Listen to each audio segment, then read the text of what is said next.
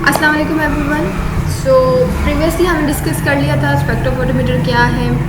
Now we are going to discuss parts of spectrophotometer. ठीक है, अब देखिए स्पेक्ट्रोफोटोमीटर जो है spectrophotometer consist of 4 general parts. ठीक है, जनरल पार्ट्स जो हैं इसके 4 हैं। अब लाइट सोर्स है, ठीक है, ऑप्टिकल सिस्टम है जिसमें आप मोनोक्रोमेटर आप यूज़ करेंगे, देन सैम्पल होल्डर हैं, then detectors. These 4 are the basic parts of the spectrophotometer के जिससे स्पेक्ट्रोफोटोमीटर बना हुआ है। ठीक है, अब हम इनको डिटेल में डिस्कस करने से पहले हम थोड़ा सा जो है उसके बेसिक देख लेते हैं कि फिनोमेना होता कैसे, देन फिर हम डिस्कस करेंगे डिटेल में। तो पहले आई थिंक इसके हम वर्किंग प्रिंसिपल को देख लेते हैं ताकि हमें समझ आ जाएगा कि एक्चुअली हो क्या रहा है, एंड देन फिर हम डिस्कस करेंगे डिटेल में। अब यहाँ पे देखें इसमें क्या है कि यस हियर इट इज़। अब यहाँ पे देखिए लाइट सोर्स आपने लेनी है। अब लाइट सोर्स हम क्या यूज़ करेंगे कि यूवी विजिबल रेडिएशंस के लिए आईआर रेडिएशन हमें चाहिए होंगे, तो उसके लिए हम क्या लाइट सोर्स यूज़ करेंगे। ठीक है, विजिबल चाहिए होंगे तब हम क्या लाइट सोर्स यूज़ करेंगे। तब ये जो है वो डिफरेंट आपके पास रेडिएशंस के लिए डिफरेंट लाइट सोर्स आप यूज़ करेंगे। ठीक है, अब हम जब इसको डिटेल में पढ़ेंगे तो हम देखेंगे कि हम क्या क्या लाइट सोर्स एज आ यूज़ कर सकते हैं। अच्छा, यहाँ पे कॉलीमेटर लेंस क्या होता है कि जितनी भी यहाँ से जो रेडिएशंस हो रही होती है इन सबको जो है वो पास करवाता है, पास करवाएगा और कहाँ तक रीच करवाएगा, मोनोक्रोमेटर तक। ठीक है, अब मोनोक्रोमेटर भी हम यहाँ पे जो है एज अ मोनोक्रोमेटर हम प्रिज्म यूज़ करते हैं या फिर हम डायफ्रैक्टिंग जो है ग्रेटिंग यूज़ करते हैं। तो इसको जब हम पढ़ेंगे तो I am again and again saying कि फिर हम डिटेल में इसको डिस्कस करेंगे कि किस तरह से ये फिनोमेना हो रहा है। अब जस्ट हम बेसिक सा जो है वो इंट्रोडक्शन कर रहे हैं कि किस तरह से एक्चुअली स्पेक्ट्रोफोटोमीटर वर्क करता है। अच्छा, अब यहाँ पे क्या होता है, मोनोक्रोमेटर जो है वो स्पेसिफिक जो वेवलेंथ है उस लाइट को क्या करेगा, यहाँ से पास करवाएगा। अच्छा, अब यहाँ पे देखिए सोल्यूशन है, कलर सोल्यूशन है। तो अब ये सोल्यूशन क्या करेगा कि स्पेसिफिक वेवलेंथ को ही एब्जॉर्ब करेगा और यहाँ से स्पेसिफिक वेवलेंथ पास होगी। अब कुछ लाइट जो होगी वो एब्जॉर्ब हो जाएगी, कुछ लाइट जो होगी वो ट्रांसमिट हो जाएगी। अच्छा, जो यहाँ से जो लाइट पास हो रही थी वो हाईली इंटेंसिटी एंड इसको हमने आई नोट से शो किया है। ठीक है, जब यहाँ पे लाइट एब्जॉर्ब हो गई, रिमेनिंग यहाँ पे ट्रांसमिट हुई, तो देखो वो इतनी ज़्यादा इंटेंस नहीं है, तो उसको हमने किससे शो किया है, आई टी से, यानी जो ट्रांसमिट हुई है लाइट। और ये क्या है हमारे पास डिटेक्टर। डिटेक्टर की भी डिफरेंट टाइप्स होती हैं। ठीक है, जैसे हमारे पास जो है फोटो ट्यूब है, फोटो मल्टीप्लाई ट्यूब है, तो वो भी हम इसको डिस्कस करेंगे। ठीक है, सिंपल मैकेनिज्म यहाँ पे जो है वो ये होता है। अब हम यहाँ पे पहले वर्किंग प्रिंसिपल भी देख लेते हैं, देन फिर हम लाइट सोर्स को डिटेल में डिस्कस करेंगे एंड मोनोक्रोमेटर को, एंड देन हम डिटेक्टर को। देखिए ये यहाँ पे हमारे पास स्पेक्ट्रोफोटोमीटर की ये जो ओरिजिनल जो स्पेक्ट्रोफोटोमीटर होता है इसके ये डायग्राम है। ये सारा मैकेनिज्म जो होता है वो उसमें जो है वो स्पेक्ट्रोफोटोमीटर में हो रहा होता है। अच्छा,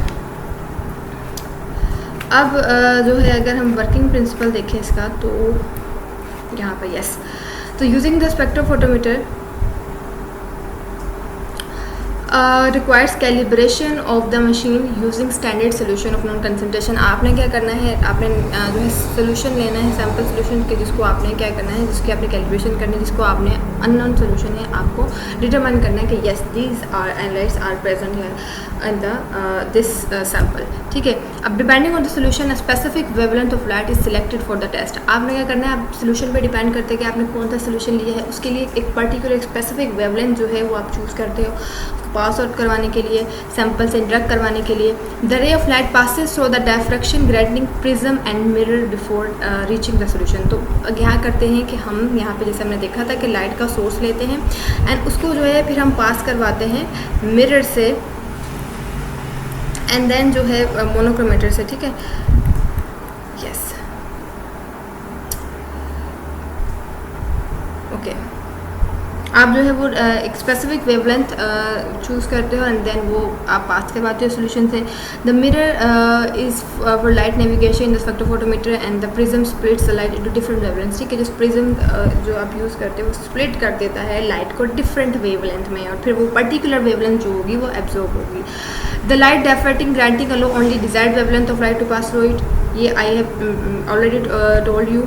then the light reaches the cuvette with solution. ठीक है, अब यहाँ से क्या होगा कि यहाँ पे पर्टिकुलर वेवलेंथ आपने लाइट की सिलेक्ट कर ली, अब वो क्यूबेड तक पहुँचेगी। ठीक है, अब वो क्या करेगा, monochromatic light which is acquired some are absorb some are reflected in the remaining parts are transmitted. ठीक है, वही कि कुछ जो होगी वो रिफ्लेक्ट हो जाएगी, कुछ एब्जॉर्ब होगी एंड रिमेनिंग जो होगी वो ट्रांसमिट हो जाएगी। After the photo detector system detects the transmitted light. Photo detector system जो होगा वो डिटेक्ट करेगा लाइट को जो ट्रांसमिट हुई है, which measures its intensity and converts into electrical signal send to the galvanometer. Obviously ये जो सिग्नल्स होंगे ये गैल्वेनोमीटर तक जाएंगे और यहाँ से हमें electrical signals in the form of electrical signals आपको जो है वो सिग्नल्स मिलेंगे जो कि आप उसमें जो किसमें स्पेक्ट्रा में जो कि कन्वर्ट होंगे और आप उससे जो है वो डिटरमाइन कर सकते हो कि यस दिस स्ट्रक्चर वाज या this analyte was present in the sample solution. Now the galvanometer measures the received signal displayed in digital form. It is the absorbance of the solution। ठीक है, ये क्या होगी, absorbance होगी solution की जो कि वो डिजिटल फॉर्म में आपको डिस्प्ले करेगा। अब आई हैव ऑलरेडी टोल्ड यू कि ये जो सोल्यूशन की कंसनट्रेशन है आप किस तरह से कैलकुलेट कर सकते हो। आप जो है ये लैम्बर्ट बेड लॉ के अकॉर्डिंग जो है वो हम यहाँ से जो है कैलकुलेट कर सकते हैं। लैम्बर्ट बेड लॉ वही सेम था कि A is equals to absorbance is equals to molar absorptivity coefficient. ठीक है, and L path length into concentration. ठीक है, ये था। अब यहाँ पे अगर आपने कंसंट्रेशन फाइंड करनी है तो वो आप कैसे फाइंड करेंगे कि if you want to know the concentration of the solution तो आप जो है इसी फार्मूले को शफल कर देंगे। तो यहाँ पे क्या होगा, A ऊपर चला जाएगा। ठीक है, absorbance and over epsilon note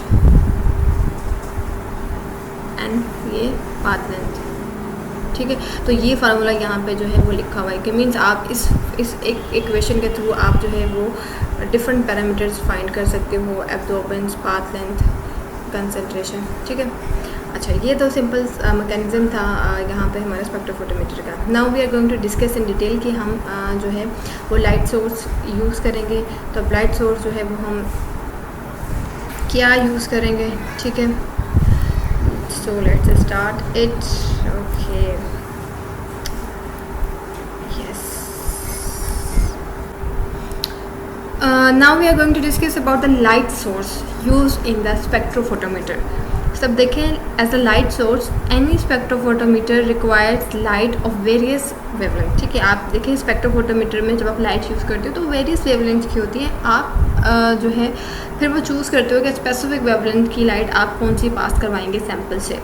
अब commonly tungsten lamp provide visible spectrum light. अगर आपको विजिबल लाइट चाहिए तो फिर आप क्या यूज़ करेंगे, हम यहाँ पे टंगस्टन लैम्प यूज़ करेंगे जो कि हमें प्रोवाइड करेगा visible spectrum of the light. ठीक है, अच्छा इसी तरह से अगर हमें यूवी अल्ट्रावायलेट रेडिएशन चाहिए देन हम यूज़ करेंगे hydrogen and deuterium lamp use करेंगे जो कि हमें जो है यूवी रेडिएशन प्रोवाइड करेंगी। फिर हम देन अगर हमें आईआर रेडिएशन चाहिए तो हम यहाँ पे नर्स्ट फिलामेंट या फिर ग्लोबार यूज़ करेंगे जो कि हमें आईआर रेडिएशन जो है वो प्रोवाइड करेंगे। अब देखें यहाँ पे डिफरेंट वेवलेंथ होती है। अब अगर हमें विजिबल रीजन चाहिए तो हमारे पास जो रीजन होगा या जो वेवलेंथ होगी that is will be 380 nanometre to 800 nanometre तक ये विजिबल रीजन आएगा। देन अगर हम आईआर की बात करें तो हमारे पास 3 रीजन्स आती हैं आईआर में भी, एक near IR, mid IR, then far IR. ठीक है, इनकी भी अपनी स्पेसिफिक जो है वेवलेंथ होती हैं। इस तरह से यूवी की जो है स्पेसिफिक अपनी वेवलेंथ होंगी कि 380 नैनोमीटर से लेकर 10 नैनोमीटर तक जो वेवलेंथ होंगी वो यूवी की होंगी। ऑल राइट, अच्छा अब यहाँ पर अब हम देखते हैं कि लाइट सोर्स सबसे पहले हम जो है first light source that will B tungsten hydrogen lamp. ठीक है, अब हम देखते हैं कि इसका क्या फिनोमेना है, किस तरह से वर्क करता है। अब जो टंगस्टन हाइड्रोजन लैम्प होता है ऑब्वियसली नेम से जाहिर है कि टंगस्टन, तो जिस तरह से हमारे नॉर्मल जो घरों में जो बल्ब यूज़ होते हैं उनमें क्या होता है टंगस्टन फिलामेंट होती है, तो सेम यहाँ पर भी जो है वो टंगस्टन जो होती है वो फिलामेंट होती है। ठीक है, इसको ये ऊपर जो है वो ग्लास से कवर किया हुआ होता है that is made up of quartz. ठीक है, अच्छा अब जो है यहाँ पर हम इसको टेम्परेचर मीन्स कि वोल्टेज अप्लाई करते हैं, तो जो वोल्टेज अप्लाई करते हैं तो बहुत ज़्यादा हीटअप हो जाता है। जब ये हीटअप होता है तो ये रेडिएशन इमिट करता है। ठीक है, अच्छा, अब यहाँ पे क्योंकि हम यहाँ पे जो है टंगस्टन तो हमने यूज़ किया ही है, यहाँ पे हम halogen and some halogen mean some amount of हम आयोडीन यूज़ करते हैं, ठीक है।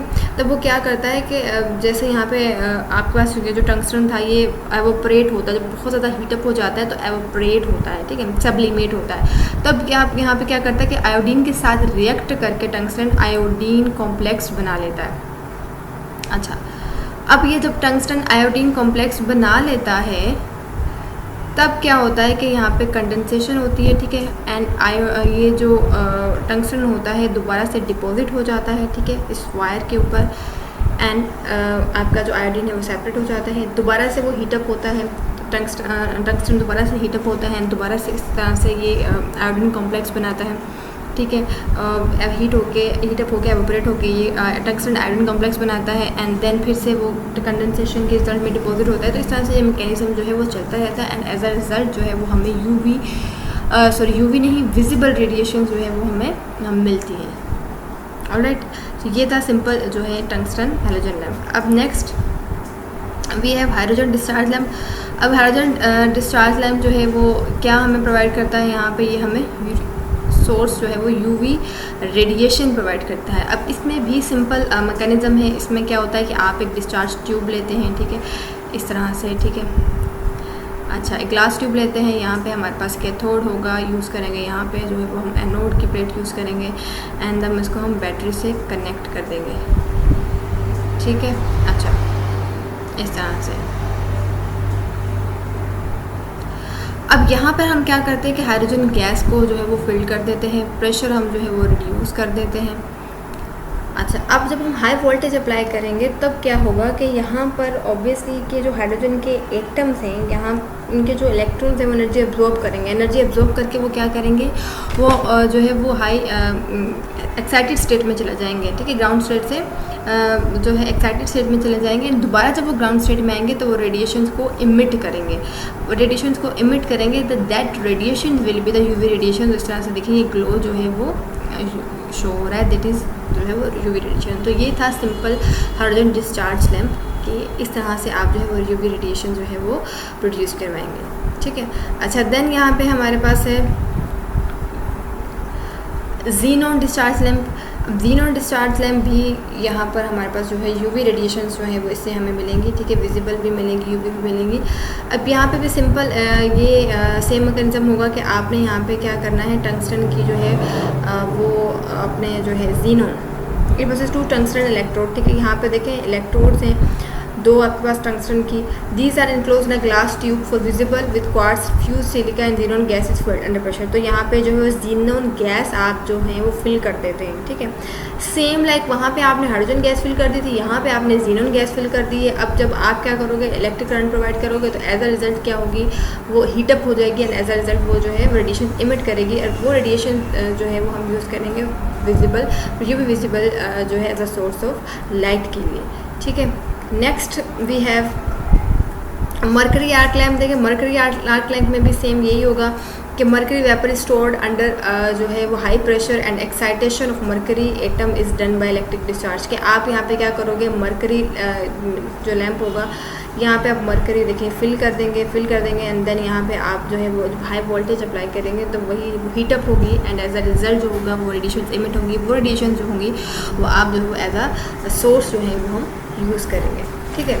अच्छा, ये तो थी रेडिएशन जो कि हम विजिबल के लिए या फिर यूवी विजिबल के लिए यूज़ कर रहे थे। अगर हमारे पास यहाँ पे IR रेडिएशन हमें चाहिए होंगी तो हम यहाँ पे क्या यूज़ करेंगे, नंस्ट ग्लोबर जो है वो हम यहाँ पे यूज़ करेंगे। अच्छा,